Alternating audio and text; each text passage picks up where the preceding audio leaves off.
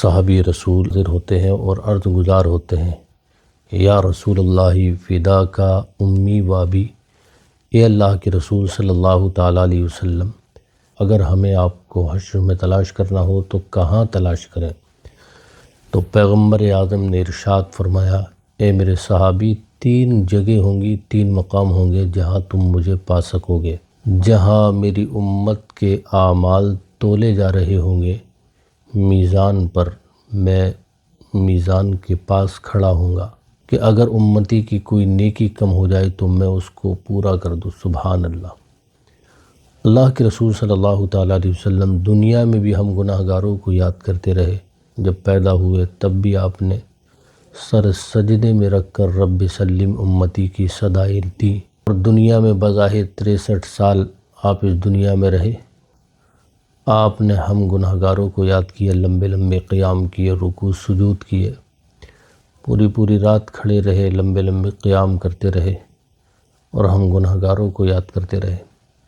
قیامت کے دن بھی ہم گناہ گاروں کو نہیں بھولیں گے آقا۔ صحابی عرض کرتے ہیں، یا رسول اللہ، اگر ہم وہاں نہ پائیں تو پھر کہاں تلاش کریں؟ تو اللہ کے رسول صلی اللہ تعالیٰ علیہ وسلم نے ارشاد فرمایا کہ حوض کوثر پر ہوں گا، میری امت پیاسی ہوگی تو میں آب کوثر کے جام پلاتا ہوں گا۔ اسی کو اعلیٰ حضرت بیان کرتے ہیں، ٹھنڈا ٹھنڈا میٹھا میٹھا پیتے ہم ہیں پلاتے یہ ہیں، رب ہے موتی یہ ہے قاسم، رزق اس کا ہے کھلاتے یہ ہیں۔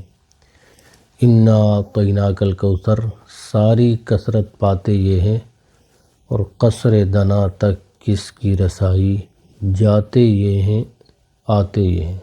صحابی عرض کرتے ہیں، یا رسول اللہ، اگر ہم وہاں بھی نہ پائیں تو پیغمبر اعظم نے ارشاد فرمایا کہ میں پل صراط پر کھڑا ہوں گا، جہاں سے میری امت گزر رہی ہوگی، تو اس وقت سرکار کی زبان پر ہوگا، رب سلم امتی، رب سلم امتی، اے میرے رب میری امت کو سلامتی کے ساتھ گزار دے۔ وہ پل صراط کہ جو بال سے زیادہ باریک اور تلوار سے زیادہ تیز ہوگا۔ اللہ اکبر، اتنا بھیانک منظر ہوگا، لیکن اس بھیانک ماحول میں بھی سرکار اپنے گناہ گار امتیوں کو یاد فرما رہے ہوں گے۔ کتنا بڑا کرم ہے میرے آقا کونین صلی اللہ علیہ وسلم کا ہم پر کہ ہم گناہ گاروں کو نہ دنیا میں سرکار بھولے نہ آخرت میں بھولیں گے۔ لیکن امت کیا کر رہی ہے؟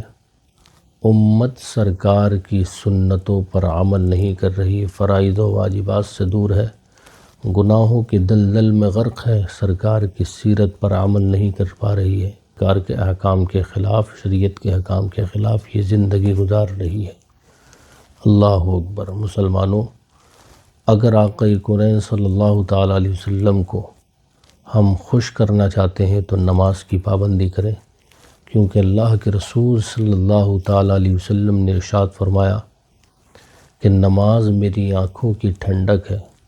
جب ہم نماز پڑھیں گے تو سرکار کی آنکھوں کو ٹھنڈک ملے گی، تو ہمیں نمازوں کی پابندی کرنی ہے، چہرے پر سنت رسول کو سجانا ہے، اور سرکار کی سنتوں پر ہمیں عمل کرنا ہے، اور سرکار کی سیرت کو نگاہوں کے سامنے رکھ کر زندگی گزارنا ہے۔ اللہ تبارک و تعالی ہم تمام کو سرکار کی سیرت پر عمل کی توفیق عطا فرمائے، اور مولا سرکار کی سنتوں پر شدت کے ساتھ مولا ہمیں گامزن فرمائے۔ السلام علیکم۔